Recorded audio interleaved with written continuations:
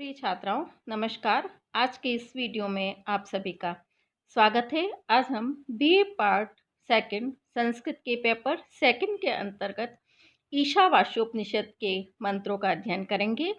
Ishavasyopanishad MDS university के syllabus में 10 अंक की आती है। इसमें से एक मंत्र की व्याख्या एग्जाम में पूछी जाती है। ईशावास्योपनिषद जैसा कि इसके नाम से ही स्पष्ट है, इसका जो पहला मंत्र है ईशावास्यम इदम सर्वम, इसी से इसका नाम ईशावास्योपनिषद पड़ा है। इसमें ईश अर्थात ईश्वर का विवेचन है। आत्मा, ब्रह्म, जीव आदि तत्वों का इसमें विवेचन किया गया है। वेद में ज्ञान, कर्म और उपासना तीनों का ही विवेचन है। उपनिषदों में वेदों का जो ज्ञान कांड है उसी का विवेचन है। वेदों की जो ज्ञान राशि है, वेदों का जो ज्ञान है, उपनिषदों में उसी का दार्शनिक रूप से सुंदर विवेचन किया गया है। वेदों के अंतिम भाग ही उपनिषद कहलाते हैं, इसलिए इन्हें वेदांत भी कहते हैं। उपनिषद का अर्थ है उपनि और शद, उपसर्ग और नि उपसर्ग पूर्वक सद धातु सिक्विप प्रत्यय लगाने पर उपनिषद शब्द निष्पन्न होता है। सद धातु के 3 अर्थ होते हैं, विसरण, गति और अवसादन। विसरण का अर्थ है नाश होना, अर्थात अज्ञान का नाश होना, अविद्या का नाश होना। गति का अर्थ होता है प्राप्त करना, अर्थात आत्मा को प्राप्त करना, ब्रह्म की प्राप्ति करना। और अवसादन का अर्थ होता है शिथिल करना, अर्थात कर्मों के बंधन को शिथिल करना, ढीला करना, दुखों को ढीला करना। उपनिषद का एक और अर्थ है कि श्रद्धा पूर्वक शिष्य गुरु के समीप बैठकर आत्मज्ञान की प्राप्ति करता है, आत्मज्ञान का श्रवण मनन निधिध्यासन करता है, उसे भी उपनिषद कहते हैं। तो जीवन की यथार्थता, जीवन की सत्यता, आत्मस्वरूप का बोध ही उपनिषदों का मूल विषय है। ईशावास्योपनिषद एक छोटी सी उपनिषद है, लेकिन जैसा कि कहा गया है सतसैया के दोहरे जो है, बिहारी की जो सतसई है बहुत ही छोटे हैं लेकिन गाव अत्यधिक गंभीर करते हैं, है ना। इसी तरह से ये उपनिषद भी दिखने में बड़ी छोटी है, संक्षिप्त है, 18 मंत्र ही है केवल, लेकिन इसमें गंभीर आत्म तत्व भरा पड़ा है। अर्थ गंभीरता की दृष्टि से, अर्थ गौरव की दृष्टि से इसका महत्वपूर्ण स्थान है। आचार्य शंकर ने ईश, कठ, मांडुक्य आदि 10 उपनिषदों पर अपने भाष्य लिखे थे और यही 10 उपनिषदें महत्वपूर्ण मानी गई है। अब हम पहले मंत्र की व्याख्या कर रहे हैं। ईशावास्यम इदम सर्वम यत किंच जगत्याम जगत तेन त्यक्तेन भुंजी था मा गृधः कस्य स्वेद ध्वनम। ईशावास्यम इदम सर्वम यत किंच जगत्याम, जगत्याम अर्थात संपूर्ण ब्रह्मांड में, यत किंच जो कुछ भी, जगत, जगत अर्थात जड़ चेतन स्वरूप जगत है, इदम सर्वम यह सब, अर्थात यह समस्त जड़ चेतनात्मक जगत, ईशावास्यम, ईशा अर्थात ईश्वर से, वास्यम व्याप्त है। तेन त्यक्तेन भुंजिता, तेन उस ईश्वर को साथ रखते हुए, उस ईश्वर का मनन चिंतन करते हुए, त्यक्तेन भुंजिता, त्यक्तेन त्याग भाव से पदार्थों का उपभोग करो, विभिन्न भोग्य वस्तुओं का निष्काम भाव से भुंजिता सेवन करते रहो। माँ गृधः, किसी भी पदार्थ में, गृधः मतलब लालच, माँ यानी मत, किसी भी पदार्थ में लालच मत करो, आसक्ति मत रखो। कस्य स्विद धनम, धनम कस्य स्विद, धन किसका है, अर्थात धन किसी का भी नहीं है। धन से तात्पर्य है यहाँ सारे भोग्य पदार्थ, समस्त भोग्य पदार्थ उसी ईश्वर के हैं। तो जितने भी भोग्य पदार्थ ईश्वर ने प्रदान किए हैं, ईश्वर का ही उसे समझकर उन भोग्य पदार्थों का त्याग भाव से उपभोग करने का यहाँ उपदेश दिया गया है। व्यक्ति त्याग भाव से जितनी उसकी आवश्यकता है उतना ही उन पदार्थों का सेवन करे, उपभोग करे, निष्प्रियता से उनका उपयोग करे, आवश्यकता से अधिक उन पदार्थों का उपभोग नहीं करे उन पदार्थों के प्रति किसी भी प्रकार का लालच नहीं रखे, क्योंकि ईश्वर द्वारा बनाए हुए पदार्थ सबके लिए है, किसी एक के लिए नहीं, किसी एक का उस पर अधिकार नहीं है। तो इस प्रकार से यहाँ व्यक्ति को जो कुछ भी ईश्वर ने प्रदान किया है, जो कुछ भी ईश्वर ने बनाया है, उसका अत्यंत त्याग से, उसमें ममत्व और आसक्ति न रखते हुए निष्प्रियता से आवश्यकता अनुसार उसका उपभोग करने का ऋषि ने इसमें संदेश दिया है। किसी भी पदार्थ के प्रति व्यक्ति आसक्ति नहीं रखे, केवल जीवन यापन के लिए जितना उसको आवश्यक है उतना ही वो पदार्थ का उपभोग करे। सृष्टि के सभी पदार्थों का उपभोग करने का सृष्टि में जितने भी प्राणी हैं उन सबको अधिकार है।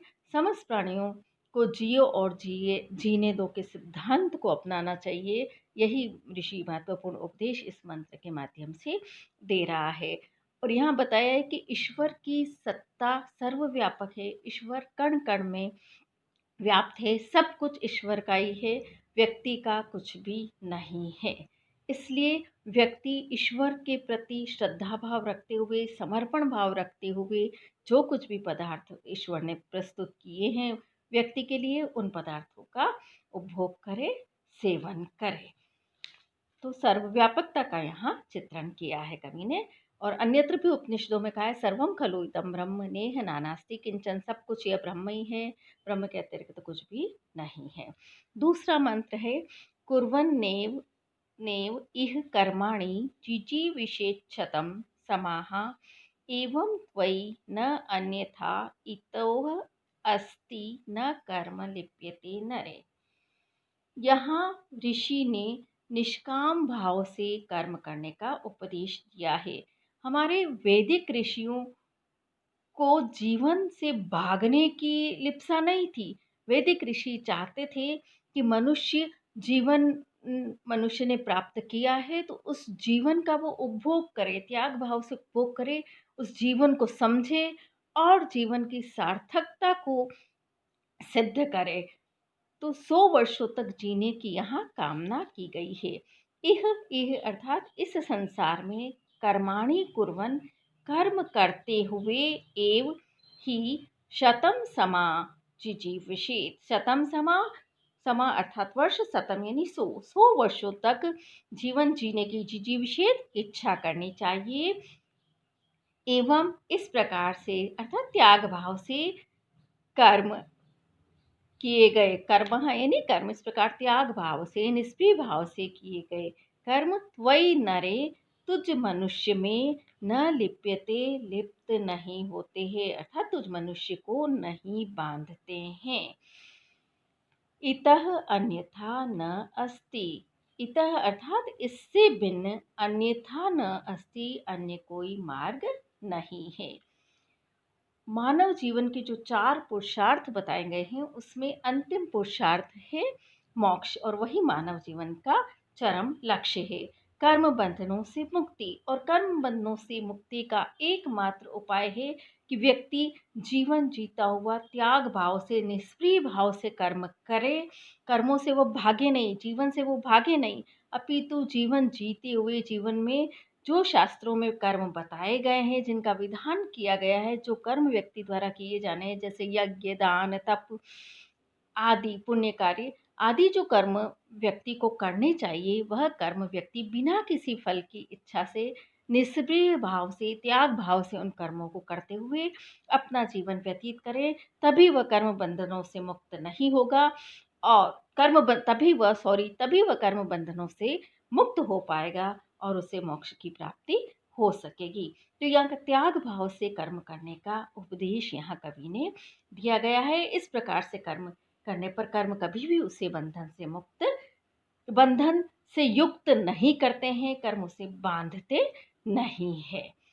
तो निष्प्रियता रखना अत्यंत आवश्यक है। निष्काम कर्म का यहाँ उपदेश दिया गया है। वैसे भी अन्यत्र उपनिषदों में भी कहा गया है, चरेवेति चरेवति, अर्थात व्यक्ति निरंतर कर्म में रत रहे, कर्म को कभी छोड़े नहीं, लेकिन निरासक्त भाव से वो कर्म को करे, और इस प्रकार शास्त्रोक्त कर्मों को करते हुए वो 100 वर्षों तक जीने की इच्छा करे। तो जीवन जीने की 100 वर्षों तक जीवन जीने की अभिलाषा या ऋषि द्वारा व्यक्त की गई है। ऋषियों की दृष्टि में जीवन से भागने का नाम उत्कृष्टता नहीं है, न ही वो जीवन का चरम लक्ष्य है। जीवन में कर्म करते हुए, निष्क्रिय भाव से कर्म करते हुए व्यक्ति शतायु प्राप्त करे और फिर इस जीवन की सार्थकता को वह समझे और आत्मज्ञान को प्राप्त करे, मोक्ष को प्राप्त करे, यही जीवन का परम और चरम लक्ष्य है। जीवन में व्यक्ति ईश्वर के प्रति समर्पण भाव से कर्म करे, क्योंकि हम प्रार्थना में भी सुनते हैं, तेरा तुझको अर्पण क्या लागे मेरा, अर्थात सब कुछ जब ईश्वर का ही है तो ईश्वर के प्रति समर्पित होकर ही व्यक्ति कर्म करे, किसी भी प्रकार की स्वार्थ लिप्सा न रखे। तो निष्काम कर्म का इसमें उपदेश दिया गया है। ऐसे ही निष्काम कर्म का उपदेश गीता में भी हमें प्राप्त होता है। कर्मण्येवाधिकारस्ते मा फलेषु कदाचन। वेदों में और उपनिषदों में अनेकत्र 100 वर्षों के जीवन जीने की कामना की गई है कि व्यक्ति 100 वर्ष की आयु प्राप्त करे, शतायु होवे, जीवेम शरदः शतम पश्येम शरदः शतम, ऐसा वेदों में कहा गया है। तो इस प्रकार से 100 वर्ष तक शास्त्रोक्त कर्मों को करते हुए दान, दया, दाक्षिण्य, तप, जप, है ना, यज्ञ आदि कार्यों को करते हुए व्यक्ति जीवन व्यतीत करे। अब तीसरा मंत्र है, असुर्या नाम ते लोका अंधेन तमसावृताः ताम तान ते प्रति अभिगच्छन्ति ये के च आत्महनो जनाः। यहाँ अज्ञानियों की महर्षियों ने निंदा की है।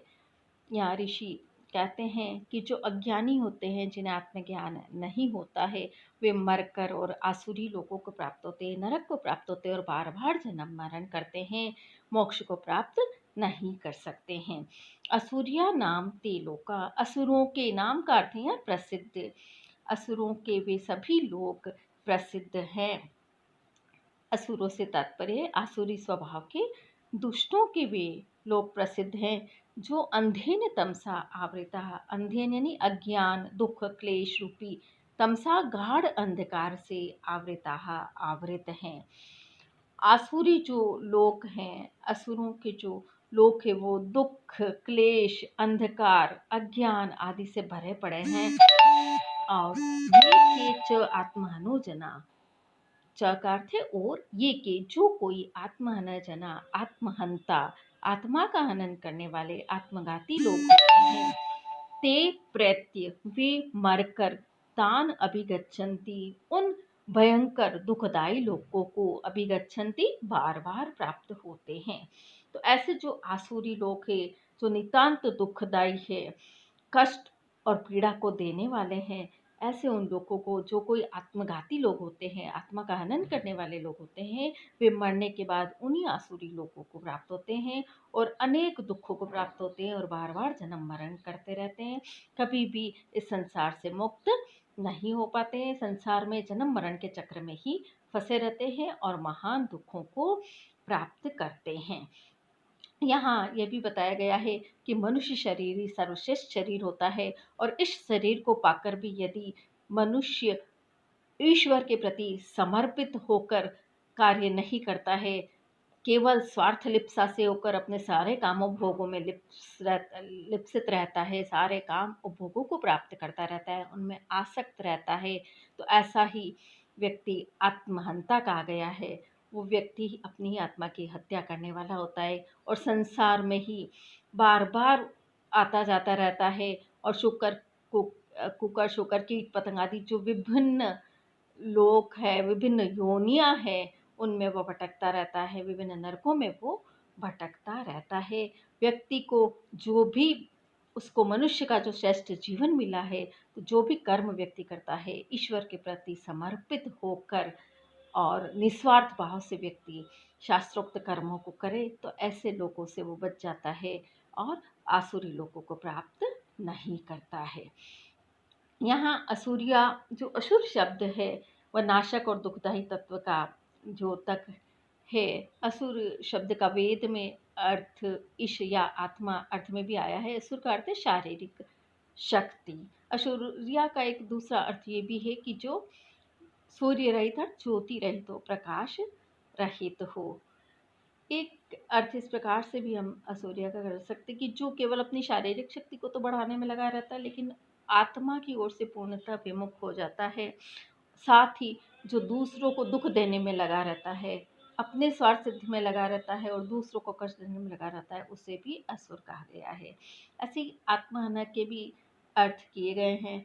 आत्महनन का अर्थ है जो अखंड आत्मा को खंडित मानता है, उसके टुकड़े को टुकड़े कर देता है, और जो शरीर को ही आत्मा मान लेता है, शरीर में ही आत्मबुद्धि वाला जो व्यक्ति है, शरीर को ही आत्मा जो समझ लेता है, उसे भी आत्महंता कहा गया है। और जो आत्मा के वास्तविक स्वरूप को नहीं जानता है, नहीं समझता है, उसे भी आत्मघाती कहा गया है, आत्महंता कहा गया है। और जो निष्काम कर्म से विमुख है, निष्काम कर्म नहीं करता है, उसे भी आत्महंता कहा गया है। आत्महन का एक अर्थ बुद्धि का विनाश, बुद्धि का नाश भी कहा गया है।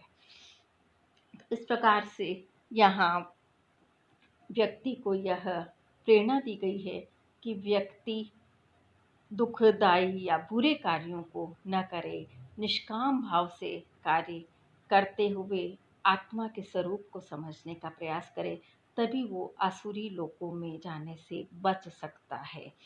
आत्मा के ज्ञान का वो प्रकाश करे, गुरुओं से आत्मज्ञान पर चर्चा करे, आत्मज्ञान के बारे में समझे और अपने वास्तविक स्वरूप को वह समझे, तभी आसुरी लोगों या दुखदाई नरक में जाने से वह बच सकता है। इस प्रकार से आज हमने ईशावास्योपनिषद के 3 मंत्रों की व्याख्या को समझा है। प्रिय छात्राओं, आपसे निवेदन है कि मेरे इस channel SMMA04 doctor Saroj Mehta, इस चैनल को आप सब्सक्राइब अवश्य करें, साथ ही इस वीडियो को लाइक अवश्य करें। आज बस इतना ही। धन्यवाद।